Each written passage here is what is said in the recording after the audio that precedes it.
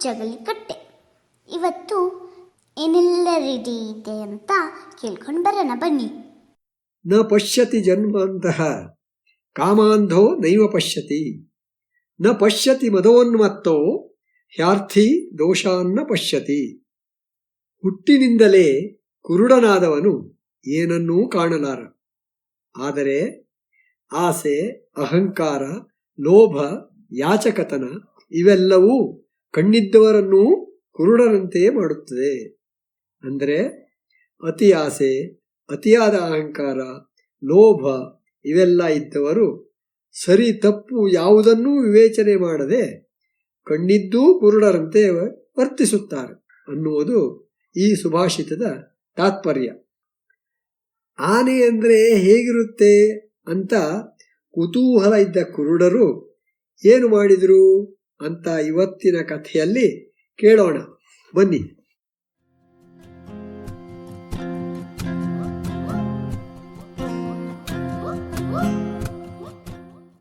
ತುಂಬಾ ಹಿಂದೆ ಒಂದೂರಲ್ಲಿ 6 ಜನ ವಯಸ್ಸಾದವರು ಇದ್ರು.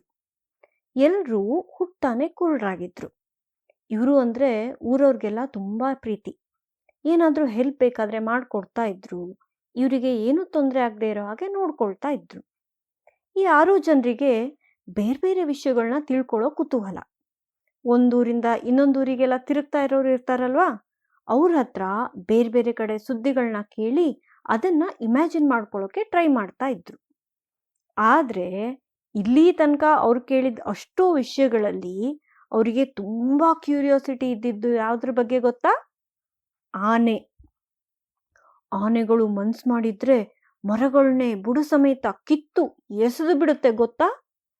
ಟನ್ ಗಟ್ಲೆ ಆಹಾರ ಬೇಕು ಅದಕ್ಕೆ ದಿನ ತಿನ್ನೋಕೆ. ಅದು ಗೀಳಿಟ್ರೆ ಮಕ್ಕಳು ಮುದುಕರು ಎಲ್ಲ ಹೆದರ್ತಾರೆ ಅಂತೆಲ್ಲ ಆನೆ ಬಗ್ಗೆ ಕೇಳಿದ್ರು. ಆದ್ರೆ ಹಾಗೆ ಅವ್ರ ರಾಜ್ಯದ ರಾಜನ ಮಗಳು ಊರನ್ನೆಲ್ಲ ಸುತ್ತಾಡೋಕೆ ಆನೆ ಮೇಲೆ ಬರ್ತಾಳೆ. ಆ ಆನೆ ಅಂದ್ರೆ ಅವಳಿಗೆ ತುಂಬಾ ಇಷ್ಟ ಅಂತಾನು ಕೇಳಿದ್ರು. ಅವ್ರಿಗೇನ್ ಡೌಟಪ್ಪ ಅಂದ್ರೆ, ಆನೆ ಅಷ್ಟೊಂದು ಡೇಂಜರಸ್ ಆಗಿದ್ರೆ ರಾಜ ಹೇಗೆ ಮಗಳನ್ನ ಅಂಥ ಪ್ರಾಣಿ ಹತ್ರ ಬಿಡ್ತಾ ಇದ್ದ? ಅಲ್ದೆ ರಾಜ್ಕುಮಾರಿಗೆ ಅದನ್ ಕಂಡ್ರೆ ಹೆದರಿಕೆ ಇಲ್ಲ, ಇಷ್ಟ ಅಂತ. ಇದೆಲ್ಲ ಕೇಳಿದ ಈ 6 ಜನ ಕುರುಡ್ರು ಆನೆ ಅಂದ್ರೆ ಹೇಗಿರುತ್ತೆ ಅಂತ ಇಮ್ಯಾಜಿನ್ ಮಾಡ್ಕೊಂಡು ತಮ್ಮಲ್ಲೇ ವಾದ ಮಾಡ್ಕೊಳ್ತಿದ್ರು. ಒಬ್ನು ಆನೆ ಮರಗಳನ್ನೆಲ್ಲ ಮುರಿಯುತ್ತೆ ಅಂದ್ರೆ ದೈತ್ಯ ರಾಕ್ಷಸನ್ ಥರ ಇರುತ್ತೇನೋ ಅಂತಂದ. ಇನ್ನೊಬ್ನು ರಾಜ್ಕುಮಾರಿ ಇಷ್ಟಪಡ್ತಾಳೆ ಅಂದ್ರೆ ನೋಡೋಕೆ ನಾಯಿ ಮರಿ ಥರ ಮುದ್ದಾಗಿರುತ್ತೇನೋ ಅಂತಂದ. ಇನ್ನೊಬ್ನು ಅದಕ್ಕೆ ಯಾವ ಥರ ದಂತ ಇರುತ್ತಂತೆ ಅಂದ್ರೆ ಮನುಷ್ಯನ ತಿವಿದು ಕೊಂದು ಬಿಡುತ್ತಂತೆ ಅದು ಅಂತಂದ. ಇನ್ನೊಬ್ನು ಹೋಗೋ, ರಾಜನ್ ಮಗಳು ಕೊಂಬು ದಂತ ಎಲ್ಲ ಇರೋ ಅಪಾಯಕಾರಿ ಪ್ರಾಣಿನ ಯಾಕೆ ಮುದ್ದು ಮಾಡ್ತಾಳೆ ಅಂತಂದ. ಇನ್ನೊಬ್ನಂತೂ ಎಲ್ರೂ ನಮಗ್ ಕಣ್ ಕಾಣಲ್ಲ ಅಂತ ಸುಮ್ಮನೆ ಯಾಮಾರಿಸ್ತಾ ಇದ್ದಾರೆ, ಆನೆ ಅಂತ ಯಾವುದು ಪ್ರಾಣಿನೇ ಇಲ್ಲ ಅಂತಂದ್ಬಿಟ್ಟ. ಇವ್ರು ಈ ಥರದ ಮಾತುಗಳನ್ನೆಲ್ಲ ಕೇಳಿ ಕೇಳಿ ಸಾಕಾಗಿ ಊರವ್ರು ಏನ್ ಮಾಡಿದ್ರಪ್ಪ ಅಂದ್ರೆ, ರಾಜನ್ ಮಾವುತನ ಹತ್ರ ಮಾತಾಡಿ ಇವರೆಲ್ಲ ರಾಜನ್ ಅರಮನೆಗೆ ಹೋಗಿ ಅಲ್ಲಿರೋ ಆನೆನ ಮುಟ್ಟಿ ನೋಡ್ಕೊಂಡು ಬರೋಕೆ ವ್ಯವಸ್ಥೆ ಮಾಡಿದ್ರು. ಆಗ್ಲಾದ್ರೂ ಇವ್ರಿಗೆ ಆನೆ ಅಂದ್ರೆ ಹೇಗಿರುತ್ತೆ ಅನ್ನೋ ಐಡಿಯಾ ಬರಬಹುದೇನೋ ಅಂತ. ಸರಿ, ಎಲ್ಲ ಹೋದ್ರು ರಾಜನ್ ಅರಮನೆ ಕಡೆ. ಎಲ್ರಿಗೂ ಫುಲ್ ಎಕ್ಸೈಟ್ಮೆಂಟ್. ಇಷ್ಟು ದಿನದ ಕ್ಯೂರಿಯಾಸಿಟಿಗೆ ಈಗ ಉತ್ತರ ಸಿಗುತ್ತಲ್ಲ ಅಂತ. ಎಲ್ರೂ ಆನೆ ಹತ್ರ ಹೋಗಿ ಒಬ್ಬೊಬ್ರು ಒಂದೊಂದ್ ಕಡೆ ನಿಂತ್ಕೊಂಡು ಆನೆನ ಮುಟ್ಟಿದ್ರು. ಮೊದಲನೇವನು ಕೈಯನ್ನ ಹೀಗ್ ಮುಂದ್ಮಾಡಿ ಮುಟ್ಟೋಕ್ ಹೋದಾಗ ಸಿಕ್ಕಿದ್ದು ಹೊಟ್ಟೆ ಭಾಗ. ಆ ಕಡೆ ಈ ಕಡೆ ಎಲ್ಲ ಕೈಯನ್ನ ಉದ್ದ ಮಾಡಿ ಎಲ್ಲ ಕಡೆ ಕೈ ಆಡಿಸಿ ಮುಟ್ ನೋಡ್ದ. ಓ, ಆನೆ ದೊಡ್ಡ ಗೋಡೆ ಥರ ಇದೆ ಅಂತ ಅನ್ಕೊಂಡ. ಇನ್ನೊಬ್ಬವನ್ ಮುಟ್ಟಿದಾಗ ಅವನಿಗೆ ಸಿಕ್ಕಿದ್ದು ಸೊಂಡ್ಲು. ಕೈ ಎಟ್ಕೋ ತನಕನೂ ಮೇಲಿಂದ ಕೆಳಗಿನವರೆಗೂ ಸೊಂಡ್ಲನ್ನ ಮುಟ್ಟಿ ಮುಟ್ಟಿ ನೋಡಿ ಏನ್ ಅನ್ಕೊಂಡ ಅಂದ್ರೆ, ಓ, ಆನೆ ಅಂದ್ರೆ ದಪ್ಪ ಹಾವಿನ ಥರ ಇದೆ ಅಂತ ಅನ್ಕೊಂಡ. ಇನ್ನೊಬ್ಬ ಬಂದವನು ಮುಟ್ಟಿದ್ದು ದಂತನ. ಅದನ್ನ ಮುಟ್ ನೋಡಿ, ಅಯ್ಯೋ ಇದು ದಪ್ಪಗೆ ಶಾರ್ಪ್ ಆಗಿ ಒಳ್ಳೆ ಹಾರೆ ತರ ಇದೆಯಪ್ಪ ಅಂತ ಅನ್ಕೊಂಡು ಸೈಡಿಗೆ ಹೋಗಿ ನಿಂತ್ಬಿಟ್ಟ. ನಾಲ್ಕನೇವನು ಬಂದು ಮುಟ್ಟಿದ್ದು ದಪ್ಪಗಿರೋ ಕಾಲನ್ನ. ಓ, ಆನೆ ಅಂದ್ರೆ ನಾಯಿ ತರದೇ ಒಂದು ಪ್ರಾಣಿ, ಏನೋ ಸ್ವಲ್ಪ ದಪ್ಪಗಿದೆ ಅಷ್ಟೇ ಅಂತ ಅನ್ಕೊಂಡ. ಐದನೇವನು ಅಗಲವಾಗಿರೋ ಕಿವಿನ ಮುಟ್ ನೋಡಿ, ಓ, ಆನೆ ಅಂದ್ರೆ ಮ್ಯಾಜಿಕ್ ಕಾರ್ಪೆಟ್ ತರ ಇದೆ, ಇದ್ರ ಮೇಲೆ ರಾಜಕುಮಾರಿನ ಕೂರ್ಸ್ಕೊಂಡು ಹಾಗೆ ಹಾರ್ಕೊಂಡು ಹೋಗುತ್ತೇನೋ ಅಂತ ಅನ್ಕೊಂಡ. ಕೊನೆಯವನ್ ಬಂದ್ ಮುಟ್ಟಿದ್ದು ಬಾಲನ. ಅದನ್ ಮುಟ್ ನೋಡಿ, ಅಯ್ಯೋ, ಆನೆ ಅಂದ್ರೆ ಬರೀ ಹಗ್ಗ ತರ ಇದೆ, ಸುಮ್ಮನೆ ಎಲ್ಲ ನಮ್ಗೆ ಆನೆ ಅಂದ್ರೆ ಹಾಗಿದೆ ಹೀಗಿದೆ ಅಂತ ಹೆದರ್ಸ್ಬಿಟ್ರಪ್ಪ ಅಂತ ಅನ್ಕೊಂಡ. ಹೀಗೆ ಎಲ್ರೂ ನೋಡಿದ ನಂತರ ಒಂದ್ ಮರದ ನೆರಳಿನಲ್ಲಿ ಕೂರ್ಸಿದ್ರು. ಒಬ್ಬೊಬ್ರು ಒಂದೊಂದ್ ಪಾರ್ಟ್ ನೋಡ್ಕೊಂಡು ತಮ್ಮ ಮನ್ಸಿನಲ್ಲೇ ಹೀಗಿದೆ ಅಂತ ಅನ್ಕೊಂಡಿದ್ರಲ್ವಾ, ಈಗ ತಾವ್ ಅನ್ಕೊಂಡಿದ್ದೆ ಸರಿ ಅಂತ ವಾದ ಮಾಡೋಕ್ ಶುರು ಮಾಡಿದ್ರು. ಇದು ಹೀಗೆ ತುಂಬಾ ಹೊತ್ತು ಮುಂದುವರಿತು. ಸುಮಾರು ಹೊತ್ತು ಇದನ್ನ ಕೇಳಿಸ್ಕೊಂಡು ಸುಮ್ಮನೆ ಇದ್ದ ಮಾವತನಿಗೆ ಆಮೇಲೆ ತಡೆಯೋಕೆ ಆಗ್ಲಿಲ್ಲ. ಬಂದ್ಬಿಟ್ಟು ಹೇಳ್ದ, ನೀವೆಲ್ಲ ಬೇರೆ ಬೇರೆ ಭಾಗ ಮುಟ್ ನೋಡಿದೀರಾ ಅಲ್ವಾ, ತಾವ್ ನೋಡಿದ್ದೊಂದೇ ಸರಿ ಅಂತ ಯಾಕೆ ಅನ್ಕೊಳ್ತೀರಾ? ಎಲ್ರೂ ನೀವ್ ನೋಡಿದ ಭಾಗ ಯಾವುದು, ಹೇಗಿತ್ತೋದು ಅಂತ ವಿವರಿಸಿದ್ರೆ ಆಮೇಲೆ ಎಲ್ಲದನ್ನು ಮನ್ಸಲ್ಲೇ ಒಟ್ಟಿಗೆ ಜೋಡಿಸಿ ಕಲ್ಪನೆ ಮಾಡ್ಕೊಳ್ಬಹುದು ಅಲ್ವಾ, ಆನೆ ಹೇಗಿದೆ ಅನ್ನೋದು. ಆಗ ನಿಮ್ಗೆ ಗೊತ್ತಾಗುತ್ತಲ್ವಾ. ತಾನೇ ಸರಿ ಅನ್ನೋದನ್ನ ಬಿಟ್ಟು ಬೇರೆಯವ್ರನ್ನು ಅರ್ಥ ಮಾಡ್ಕೊಳ್ಳೋಕ್ ಪ್ರಯತ್ನ ಪಡಿ ಅಂತ ಹೇಳ್ಬಿಟ್ಟು ಹೋದ.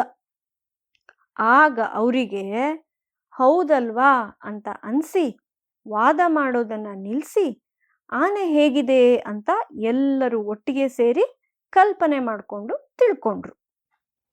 ಇವರೆಲ್ಲ ಬೇರೆಯವ್ರ ಹತ್ರ ಕೇಳೋದ್ರಿಂದ ಹಾಗೆ ಮುಟ್ಟಿ ನೋಡೋದ್ರಿಂದ ವಸ್ತುಗಳು ಹೇಗಿರುತ್ತೆ ಅನ್ನೋದನ್ನ ಕಲ್ತ್ಕೊಂಡ್ರು.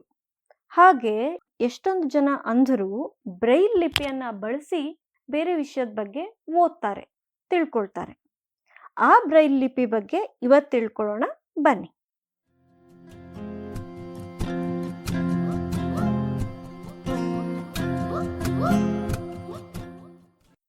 ಅಕ್ಕ, ಕತೆಲ್ ಬಂದಂಗೆ ಕಣ್ಣು ಕಾಣಿಸ್ತಾ ಇರೋರು ಆನೆನ ಮುಟ್ಟಿ ನೋಡಿದ್ರಂತ ಇತ್ತಲ್ವಾ, ಅವರು ನಿಜವಾಗ್ಲೂ ಹೇಗೆ ಓದು ಬರ್ದು ಮಾಡ್ತಾರೆ? ಭೂಮಿಕಾ, ದೃಷ್ಟಿಮಾಂದ್ಯರಿಗೆ, ಭಾಗಶಃ ದೃಷ್ಟಿ ಇರೋರಿಗೆ ಅಂತಾನೆ ಬ್ರೈಲ್ ಅನ್ನೋ ಲಿಪಿ ಇದೆ. ಇದ್ರ ಸಹಾಯದಿಂದ ಅವರು ಓದು ಬರ್ದು ಮಾಡ್ತಾರೆ. ಇದನ್ನ ಜಗತ್ತಿನ ಎಲ್ಲ ಕಡೆ ಬಳಸ್ತಾರೆ. ಓ, ಬ್ರೈಲಾ? ಹಾಗಂದ್ರೆ ಏನು? ಕಣ್ಣು ಕಾಣಿಸ್ತಾ ಇರೋರು ಈ ಲಿಪಿನ ಹೇಗೆ ಉಪಯೋಗಿಸ್ತಾರೆ? ಹೇಗೆ ಕನ್ನಡದಲ್ಲಿ 52 ಅಕ್ಷರಗಳಿಂದ ನಾವು ಓದಿ ಬರ್ದು ಮಾಡ್ತೀವೋ ಅದೇ ಥರ ಬ್ರೈಲಲ್ಲಿ ಬ್ರೈಲ್ ಸೆಲ್ ಅಂತ ಇರುತ್ತೆ. ಒಂದು ಬ್ರೈಲ್ ಸೆಲ್ ಅಂದರೆ 6 ಡಾಟ್ಸ್ ಇರೋಂಥ ಒಂದು ಆಯತದ ಅಂದರೆ ರೆಕ್ಟ್ಯಾಂಗ್ಯುಲರ್ ಬಾಕ್ಸ್. ಈ 6 ಡಾಟ್ಸ್ಗಳು 3 ಉದ್ದ ಸಾಲು ಮತ್ತು 2 ಅಡ್ಡ ಸಾಲುಗಳಲ್ಲಿ ಅರೇಂಜ್ ಆಗಿರುತ್ತೆ. ಒಂದು ಪೇಪರ್ನ ಮೇಲೆ ಈ ಬ್ರೈಲ್ ಸೆಲ್ಲನ್ನು ಬರೆಯುವಾಗ ಕೆಲವು ಅಥವಾ ಎಲ್ಲ 6 ಚುಕ್ಕೆಗಳು ಉಬ್ಬಿರಬಹುದು. ಈ ರೀತಿಯಾದ ಉಬ್ಬುವಿಕೆಯಿಂದ ಒಟ್ಟು 63 ಬೇರೆ ಬೇರೆ ಮಾದರಿ ಅಥವಾ ಪ್ಯಾಟರ್ನ್ಸ್ಗಳನ್ನ ಮಾಡಬಹುದು. ಈ ಪ್ರತಿಯೊಂದು ಪ್ಯಾಟರ್ನ್ಸ್ ಕೂಡ ಬೇರೆ ಬೇರೆ ಅಕ್ಷರಗಳನ್ನ, ಅಂಕೆಗಳನ್ನು, ಶಬ್ದಗಳನ್ನ ಪ್ರತಿನಿಧಿಸುತ್ತೆ. ಒಂದು ಪ್ಯಾಟರ್ನ್ ಇಂಗ್ಲಿಷಲ್ಲಿ ಒಂದು ಅಕ್ಷರವನ್ನು ಪ್ರತಿನಿಧಿಸಿದ್ರೆ ಅದೇ ಪ್ಯಾಟರ್ನ್ ಕನ್ನಡದಲ್ಲಿ ಬೇರೆ ಅಕ್ಷರವನ್ನು ಪ್ರತಿನಿಧಿಸುತ್ತೆ. ದೃಷ್ಟಿಮಾಂದ್ಯರು ಈ ಉಬ್ಬು ತಗ್ಗಿನ ಸೆಲ್ಲನ್ನು ಗುರುತಿಸಲು ಅಭ್ಯಾಸ ಮಾಡ್ಕೋತಾರೆ. ಒಂದು ಪುಟದಲ್ಲಿ ಈ ರೀತಿ ತುಂಬ ಸೆಲ್ಗಳನ್ನ ಸೇರಿಸಿ ದೊಡ್ಡ ವಾಕ್ಯಗಳನ್ನ ಓದಿ ಬರೆಯಲು ಸಹಾಯ ಆಗುತ್ತೆ.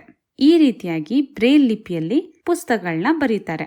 ಈ ಬ್ರೈಲ್ ಲಿಪಿಯನ್ನ ಫ್ರಾನ್ಸ್ ದೇಶದ ಲೂಯಿ ಬ್ರೈಲ್ ಅನ್ನೋರು ಸುಮಾರು 100 ವರ್ಷಗಳ ಹಿಂದೆ ಕಂಡುಹಿಡಿದಿದ್ದಾರೆ. ಹಾಗಾಗಿ ಇದಕ್ಕೆ ಬ್ರೈಲ್ ಅನ್ನೋ ಹೆಸರು ಬಂದಿದೆ. ವಾವ್, ಇವ್ರು ಹೇಗೆ ಕಂಡುಹಿಡಿದ್ರು ಇದನ್ನ? ಲೂಯಿ ಬ್ರೈಲ್ ಹುಡ್ತಾ ಕುರುಡ್ರಾಗಿರ್ಲಿಲ್ಲ. ಇವರು ಚಿಕ್ಕವರಿದ್ದಾಗ ಸುಮಾರು 4 ವರ್ಷ ಇರುವಾಗ ತಂದೆ ಜೊತೆ ಕೆಲಸ ಮಾಡ್ತಾ ಒಂದು ಸೂಜಿ ಅವರ ಕಣ್ಣಿಗೆ ಚುಚ್ಚಿ ಅವರು ತಮ್ಮ ದೃಷ್ಟಿಯನ್ನು ಕಳೆದುಕೋತಾರೆ. ಆದರೂ ಅವ್ರು ಛಲ ಬಿಡದೆ ಧೈರ್ಯಗುಂದದೆ ತಮ್ಮ ಜೀವನ ಸಾಗಿಸ್ತಾ ಇದ್ರು. ಅವರಿಗೆ ಓದೋದ್ರಲ್ಲಿ, ಹೊಸ ವಿಚಾರಗಳನ್ನ ಕಲಿಯೋದ್ರಲ್ಲಿ ತುಂಬ ಆಸಕ್ತಿ.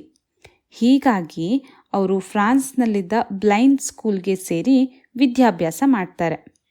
ಆದರೆ ಆಗಿನ್ನೂ ದೃಷ್ಟಿಮಾಂದ್ಯರು ಓದುವಂಥ ಪುಸ್ತಕಗಳಿರಲಿಲ್ಲ.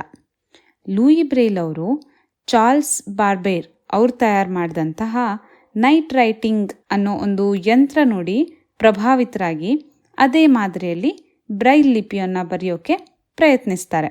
ಹಾಗೆ ಅವರು ಸಫಲರಾಗ್ತಾರೆ ಸಹ. ಅವರು 15 ವರ್ಷದಲ್ಲಿದ್ದಾಗಲೇ ಈ ಎಲ್ಲ ಸಾಧನೆಗಳನ್ನ ಮಾಡಿದ್ದಾರೆ. ಆಗಿಂದ ಮುಂದೆ ಬ್ರೈಲ್ ಲಿಪಿಯು ಇಂಪ್ರೂವೈಸ್ಡ್ ಆಗಿ ಬಳಕೆಯಲ್ಲಿದೆ. ತುಂಬಾ ಖುಷಿ ಆಗತ್ತೆ ಅಕ್ಕ ಕೇಳೋದಕ್ಕೆ. ಬ್ರೈಲ್ ಪುಸ್ತಕಗಳು ಇದಾವ? ಹೌದು, ದೃಷ್ಟಿಮಾಂದ್ಯರಿಗೆ ಅಂತಾನೆ ಬ್ರೈಲ್ ಪುಸ್ತಕಗಳಿವೆ. ಸುಮಾರು ಎಲ್ಲ ಭಾಷೆಗಳಲ್ಲಿ ಈ ಬ್ರೈಲ್ ಬಳಕೆಯಲ್ಲಿದೆ. ಇದರ ಸಹಾಯದಿಂದಾನೇ ತುಂಬ ಜನರು ಕಲಿತು ಸಾಧನೆ ಮಾಡಿದ್ದಾರೆ. ಉದಾಹರಣೆಗೆ ಡಾಕ್ಟರ್ ಗರಿಮೆಲ್ಲಾ ಅವರು. ಇವರು ಹುಡ್ತಾ ಕುರುಡರಾದ್ರೂ ಚೆನ್ನೈನಲ್ಲಿ ಬ್ಲೈಂಡ್ ಸ್ಕೂಲಲ್ಲಿ ಕಲಿತು ಈಗ ಲಂಡನ್ನಲ್ಲಿ ಪ್ರತಿಷ್ಠಿತ ಇಂಗ್ಲಿಷ್ ಪೇಪರ್ನಲ್ಲಿ ಜರ್ನಲಿಸ್ಟ್ ಆಗಿದ್ದಾರೆ. ಮತ್ತು ರವೀಂದ್ರ ಜೈನ್ ಅವರು, ಇವರು ಸಹ ಕುರುಡರಾದ್ರೂ ಸಿನಿಮಾ ಕ್ಷೇತ್ರದಲ್ಲಿ ಮ್ಯೂಸಿಕ್ ಡೈರೆಕ್ಟರ್ ಆಗಿ ಸಾಧನೆ ಮಾಡಿದ್ದಾರೆ. ಮತ್ತು ನಮ್ಮ ಪುಟ್ಟರಾಜ್ ಗವಾಯಿಗಳು, ಇವರು ಸಹ ಸಂಗೀತ ಕ್ಷೇತ್ರದಲ್ಲಿ ಸಾಧನೆ ಮಾಡಿದ್ದಾರೆ. ಮತ್ತು ಇವರು ಅಂಧರ ಶಿಕ್ಷಣ ಸಮಿತಿಯಿಂದ ಶಿಕ್ಷಣಕ್ಕೆ ಪ್ರೋತ್ಸಾಹವನ್ನು ನೀಡ್ತಾ ಇದ್ದಾರೆ. ಹೀಗೆ ತುಂಬ ಜನ ದೃಷ್ಟಿಮಾಂದ್ಯರು IAS ಆಫೀಸರ್ ಆಗಿ, ಪ್ರೊಫೆಸರ್ಸ್ಗಳಾಗಿ, ಅಥ್ಲೀಟ್ಸ್ಗಳಾಗಿ, ಮ್ಯೂಸಿಷಿಯನ್ಗಳಾಗಿ, ಹೀಗೆ ಬೇರೆ ಬೇರೆ ಎಲ್ಲ ಕ್ಷೇತ್ರಗಳಲ್ಲಿ ಸಾಧನೆ ಮಾಡಿದ್ದಾರೆ. ಆದರೆ ಈ ಬ್ರೈಲ್ ಲಿಪಿಯಲ್ಲಿ ನ್ಯೂನ್ಯತೆಗಳು ಸಹ ಇದೆ. ಬ್ರೈಲ್ ಲಿಪಿಯಲ್ಲಿ ತುಂಬ ಪುಸ್ತಕಗಳು ಸಿಗಲ್ಲ. ಮತ್ತು ಬ್ರೈಲ್ ಲಿಪಿಯ 500 ಪೇಜ್ನ ಒಂದು ಪುಸ್ತಕ ಸುಮಾರು 4 kg ಇರುತ್ತೆ. ಇದು ಬೇರೆ ಪುಸ್ತಕಗಳಿಗಿಂತ ತುಂಬ ಭಾರ. ಈ ಪುಸ್ತಕಗಳು ದುಬಾರಿ ಸಹ. ಓ, ಎಷ್ಟು ಕಷ್ಟ ಅಲ್ವಾ? ಹೌದು, ಈ ಎಲ್ಲ ನ್ಯೂನ್ಯತೆಗಳನ್ನ ಸರಿಪಡಿಸಲು ಬ್ರೈಲ್ ಲಿಪಿ ಸಹ ಸುಧಾರಿಕೆ ಆಗ್ತಾ ಇದೆ. ಬೇರೆ ಬೇರೆ ತಂತ್ರಜ್ಞಾನಗಳು, ಆವಿಷ್ಕಾರಗಳು ಬಳಕೆಗೆ ಬರ್ತಾ ಇದೆ. ಉದಾಹರಣೆಗೆ ಬಿ-ಬುಕ್ ಅನ್ನೋ ಒಂದು ಪುಟ್ಟ ಡಿವೈಸನ್ನು ಕಾಲೇಜ್ ಮಕ್ಕಳು ಕಂಡುಹಿಡಿದಿದ್ದಾರೆ. ಇದು ಸಾಮಾನ್ಯ ಪುಸ್ತಕಗಳನ್ನ ಸಹ ಬ್ರೈಲ್ಗೆ ಪರಿವರ್ತಿಸುತ್ತೆ. ಇದರಿಂದ ಎಲ್ಲ ಪುಸ್ತಕಗಳನ್ನು ದೃಷ್ಟಿಮಾಂದ್ಯರು ಓದಬಹುದಾಗಿದೆ. ಹೀಗೆ ಈಗ ಆಡಿಯೋ ಮಾಧ್ಯಮಗಳನ್ನ ಸಹ ಬಳಸ್ತಾ ಇದ್ದಾರೆ. Wow, nice. ಮತ್ತಿನ್ನೇನು ಗೊತ್ತಾ ಭೂಮಿಕಾ, ಲೂಯಿ ಬ್ರೈಲ್ ಅವರು ಹುಟ್ಟಿದ್ದು ಜನವರಿ 4ಕ್ಕೆ. ಪ್ರತಿ ವರ್ಷ ಈ ದಿನನ ವಿಶ್ವ ಬ್ರೈಲ್ ದಿನ ಅಂತ ಆಚರಿಸ್ತಾರೆ. ಈ ವರ್ಷದ ವಿಶ್ವ ಬ್ರೈಲ್ ಲಿಪಿ ದಿನದಂದು, ಅಂದರೆ ನಾಳೆ, ಎಲ್ಲರಿಗೂ ಸಮವಕಾಶ ಕಲ್ಪಿಸುವಂಥ ಬ್ರೈಲ್ ಲಿಪಿ ಅಂತ ಎಲ್ಲ ಸಾಧನಗಳನ್ನ ಅಭಿನಂದಿಸಿ ನಾವು ಬೆಳೆಸೋಣ. ಸರಿನಾ? ಖಂಡಿತ ಅಕ್ಕ.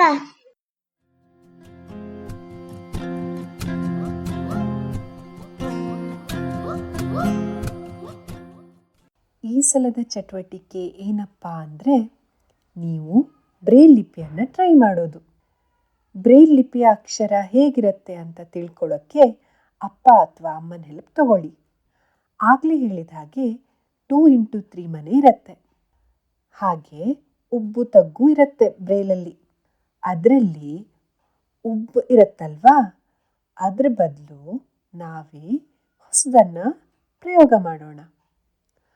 ಅಮ್ಮ ಅಥವಾ ಅಕ್ಕ ಯಾರ ಹತ್ರ ಆದರೂ ಹಣೆಗೆ ಹಚ್ಚೋ ಸ್ಟಿಕ್ಕರ್ ಇರುತ್ತಲ್ವಾ, ಅದನ್ನು ಉಬ್ಬು ಬರೋ ಜಾಗದಲ್ಲಿ ಅಂಟಿಸಿ.